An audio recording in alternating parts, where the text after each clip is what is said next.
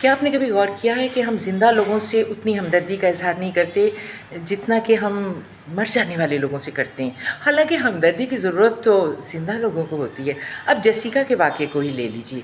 जब से उसकी वीडियो वायरल हुई कि जिसमें दिखाया गया कि उसे उसके डॉल्फ़िन ने खा लिया, उस पर अटैक किया और उसकी डेथ वाक़या हो गई। हालाँकि उस डॉल्फ़िन को उसने बड़े प्यार से पाला था, उसके साथ ट्रिक्स करती थी और उसे अपने हाथों से खाना खिलाती थी।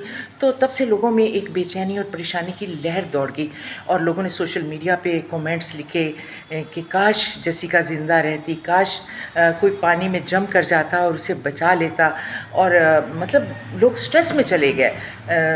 लेकिन जब लोगों को पता चला कि ये सब एक फेक वीडियो थी जिसे जानबूझकर वायरल किया गया, ऐसा कोई वाक़या पेश ही नहीं आया।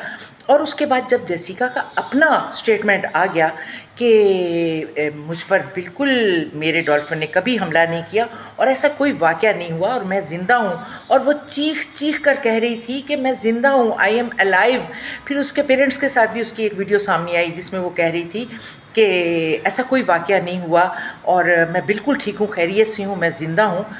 तो ये न्यूज़ देखने के बाद भी, ये वीडियो देखने के बाद भी लोगों ने किसी ख़ास खुशी का इज़हार नहीं किया, ना ही उन्होंने कुछ इस तरह के कमेंट्स दिए कि जी अल्लाह का शुक्र है कि जेसिका ज़िंदा है, वो बच गई है। तो जेसिका का ज़िंदा रहना एक बेमानी सी बात हो, तो मुझे बड़ा अजीब-सा लगा कि हम किसी के मरने का जितना दुःख मनाते हैं, उसके ज़िंदा रहने की खुशी क्यों नहीं मना सकते?